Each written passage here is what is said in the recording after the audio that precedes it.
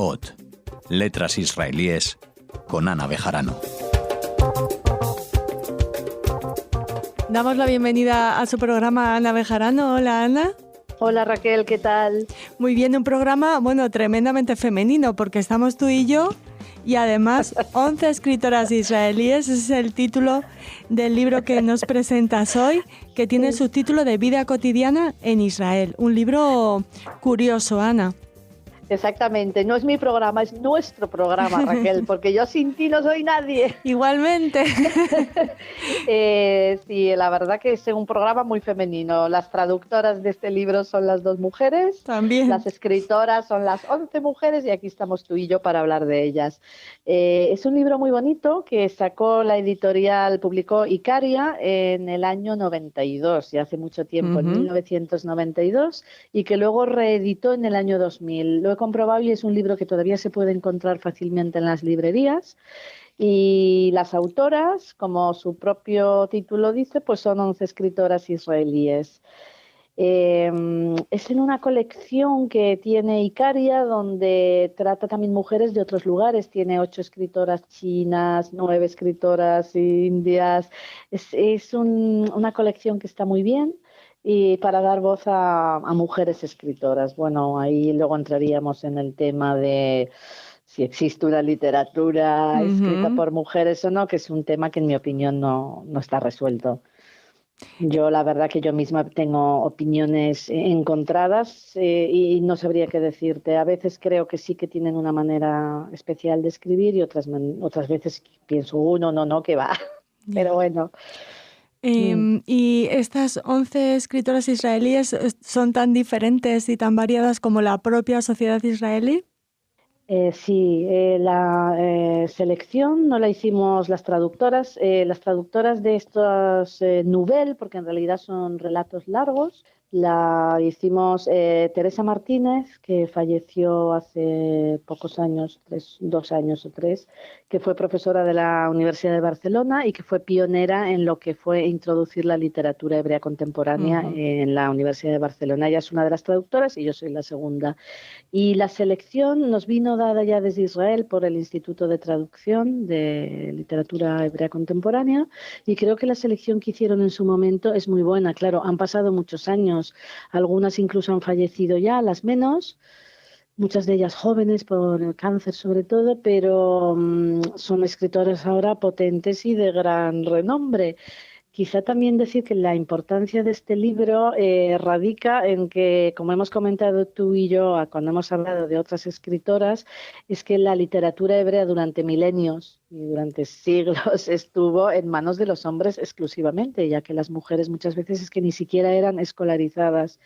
Y las primeras escritoras que escriben en hebreo aparecen en los años 20 del siglo XX, que son un grupito de 3 poetisas, que son en realidad producto de la revolución sionista por un lado, esto lo habíamos hablado tú y yo en este programa, y de la revolución bolchevique. Sí, la revolución sionista y la revolución bolchevique permitieron que en los años 20 exactamente, cuando hicimos el programa sobre Raquel Blufstein, la poetisa Raquel המשוררת, pues ella está ahí con Yocheved Bat Miriam y con Esther Rav. Son estas 3 las primeras y es una novedad. Parece mentira que la literatura hebrea, que es una de las grandes literaturas universales, bueno, que es que los judíos han escrito muchísimo en hebreo y tienen las mejores obras, la Biblia para empezar, no había voces de mujeres. Entonces yo creo que este libro, harían falta más libros como este, porque a pesar de ello y estando ya bien entrado el siglo XXI, tenemos que decir que el canon en Israel sigue ocupado por hombres masivamente. Si preguntáramos a lectores por la calle si conocen algún autor israelí, yo creo que sería Amos Oz y David Grossman, los 2 Ashkenazim, y volvemos a lo de siempre. Cuesta mucho que la periferia pase a ocupar el centro de la arena, y este libro es un libro bellísimo que yo creo que en realidad sí que se podría decir que los temas que trata y todo son un poco especiales porque están en manos de mujeres. Y bueno, pues las escritoras, algunas son muy conocidas, como son Orly Castelblum, que tú y yo habíamos hablado de ella con su novela Dolly City, que en estos momentos era una mujer joven y empezaba, pero ahora es una reconocida autora. Está Amalia Kahana Carmón, que en realidad, si no fuera mujer, debería estar a la altura de Amos Oz y de Yoshua. Pero Amalia Kahana Carmón yo creo que no la conoce mucha gente, y yo creo realmente que, no es por ponernos a lloriquear, pero es cierto que las mujeres todavía, con todo lo que se ha avanzado, y ayudadas por muchos hombres que están a nuestro favor, no se va a decir que no, sino todo lo contrario, todavía nos queda un largo camino por recorrer.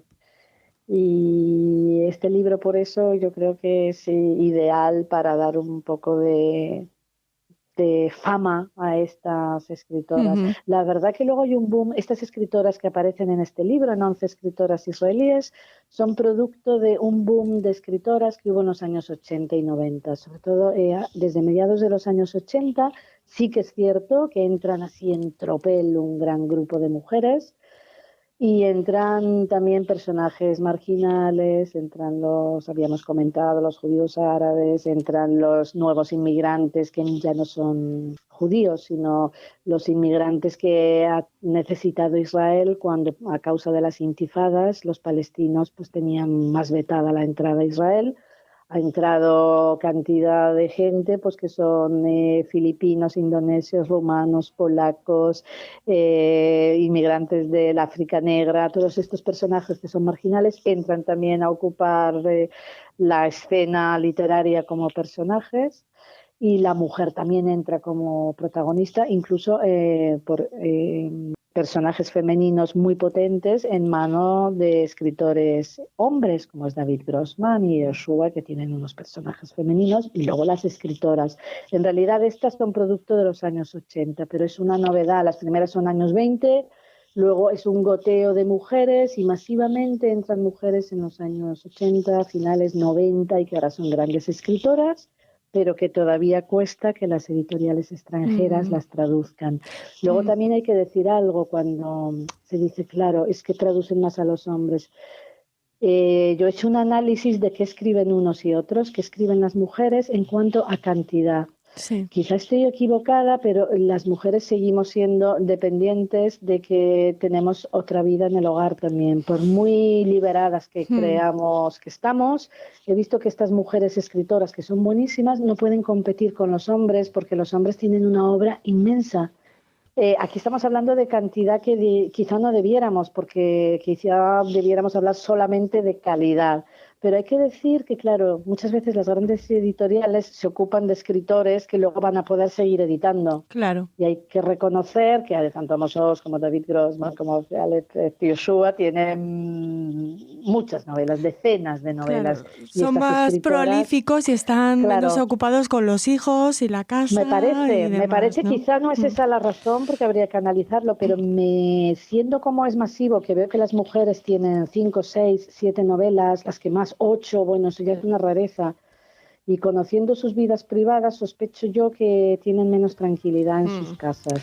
Ana, ¿te parece que hagamos una pausa chiquitita y nos hablas de alguno de los relatos que tiene este 11 escritoras israelíes?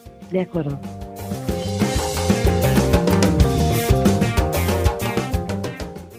Como siempre es muy difícil elegir, claro, pero ¿por cuáles te quedas? ¿Con cuáles te quedas? Aquí es muy difícil. Quizá uno de los cuentos que a mí más me gusta es el primero, que es de una mujer de El Fayum. Quizá incluso para los lectores, como confieso que me parecía a mí, me pasó a mí al leer este cuento. Yo no conocía los retratos de El Fayum, los auténticos retratos del Fayum, que son como 1000 retratos de unos ciudadanos romanos que vivían en aquel momento en Egipto, en Al Fayum. Y la narración que hace Nava Semel en su cuento, pues es impresionante. Nava Semel es una autora que es hija de supervivientes del Holocausto.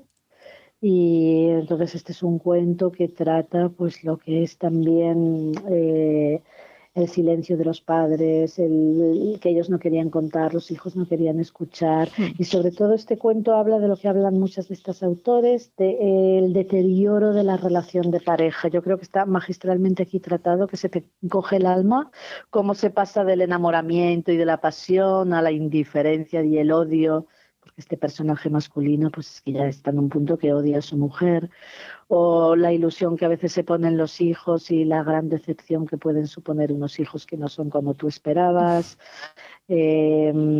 Temas ligeros y frívolos, Sí, ¿no? sí. Luego está ahí el aroma de Europa también, ¿no? Las castañas que le compraba la madre en Estambul cuando era pequeño, toda esa dicotomía de todavía la diáspora como un recuerdo de campanas, de castañas, una belleza del paisaje que contrasta tanto con la barbarie de lo que allí sucedió.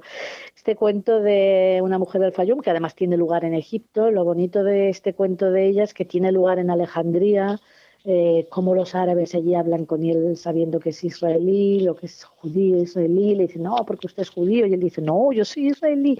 Bueno, no tiene desperdicio.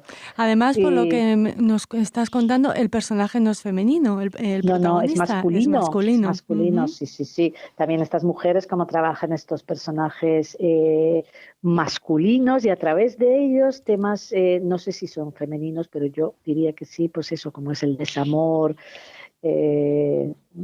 pues eso, lo que es la destrucción de la pareja desde dentro. Y luego también hay un cuento muy interesante de otra gran autora que también está sin traducir, que es Savion Liebrecht, que ella tituló este cuento largo, es una novela de camino hacia Cedar City, y aquí lo que trata hace un paralelismo también entre el deterioro de su propia pareja con el deterioro de la relación de los israelíes y los palestinos, y cómo ella en realidad empatiza con el sufrimiento ajeno, porque los hombres de su familia le hacen la vida imposible, se conchaban contra ella, y ella, que está en una edad menopáusica y muy sensible, pues ve en realidad como todo lo que ha dedicado su vida a ellos, ahora todos los hombres de su vida se aconchaban contra ella, y lo ve en paralelo por una situación que sucede en Estados Unidos con los palestinos. Es capaz de entender el sufrimiento del otro, de ver que no solamente el pueblo judío tiene monopolio sobre el sufrimiento, y son cuentos de una profundidad. Bueno, a mí me han escrito arabistas a raíz de este libro y me han dicho, nos hemos quedado pasmados, dicen, no conocemos nada parecido en la literatura palestina, porque aquí hay un problema que a veces, lo hemos dicho tú y yo, a veces cuando hablamos parece que es que nosotras somos radicales de izquierdas que queremos la paz con los palestinos, pero estas novelas son un poco así, es ponerte, son como una catarsis de ponerte en el papel del otro y ver que en realidad todos pierden. Si yo resumiera este libro de 11 escritoras israelíes, quizá una de las frases es que todos perdemos, todos pierden en lo que es una guerra, ya sea una guerra en la pareja, ya sea una guerra de los pueblos, al final nadie gana, todos pierden. Y ya te digo, arabistas que me han dicho estos libros son una joya, porque lo que es la literatura árabe escrita por palestinos es incapaz de hacer esta catarsis o hacer una autocrítica. Dice, no existe esta visión del problema tal como lo ven los estudiosos, los escritores, los escritores. O luego tenemos a Orly Castelblum en un cuento delicioso que se parece mucho a Dolly City, donde habla de este mundo desquiciado de hoy en el que los ciudadanos nos hemos convertido en pastilleros legales y que muchísima gente, cuánta gente no conocemos que es incapaz de afrontar el día a día sin hincharse de pastillas. Este mundo delirante y desquiciado. O otro también de Judith Hendel, que tiene un cuento delicioso, El banquete de mi amiga B, donde trata un tema que luego ha sido muy tratado por la literatura hebrea, que es las enfermedades terminales, cómo se viven desde el punto de vista del enfermo y de quien acompaña al enfermo, una enfermedad terminal. Y en este caso, la protagonista, que está en estado terminal, organiza un banquete para sus amigos. En realidad, pues todos conocemos casos en la vida real donde los amigos han venido a despedirse así. Es un cuento precioso de cómo ella hace un banquete y cómo en realidad al final el marido, cuando ya están en el duelo de los 7 días, le dice a los amigos, pero ¿no sabíais que esta menganita, la otra, la amante, vive conmigo? ¿Cómo lo fácil que es reemplazar a alguien? Y claro, el lector se queda de piedra porque el cuento está muy bien tratado, como todo una especie de rito de despedida, y al final te das cuenta de que en realidad el marido ya estaba con otra y ya la tiene viviendo en casa cuando ni siquiera el duelo ha terminado. Bueno, es un libro, yo creo que sí que es muy femenino. Es muy femenino porque trata unos temas que yo por lo menos no he visto tratado en autores hebreos. Bueno, como siempre ya nos has metido el gusanillo para querer leer este libro. Y los que vengan y los que todavía no hayamos podido leer. Muchísimas gracias por tu análisis un día más. Sabemos que hoy precisamente era complicado porque estás muy ocupada y si te parece le dedicamos este programa a la memoria de Teresa Martínez, sí, esa que lo merece. Pionera en la introducción de la literatura en hebreo de la que nos hablabas al principio. Me parece una idea fantástica porque ella introdujo aquí la literatura y si me he podido escapar, me he escapado de un taller de teatro hebreo que estamos haciendo ahora y en el que la hemos nombrado porque hemos utilizado también textos suyos. Sí, pues para aprender hebreo a través del teatro hebreo. ¡Qué chulo! Todo queda en casa y todo queda dentro. Desde luego, otro programa, Ana. Bueno, pues, un besito, muchas gracias. Gracias, Raquel. Adiós.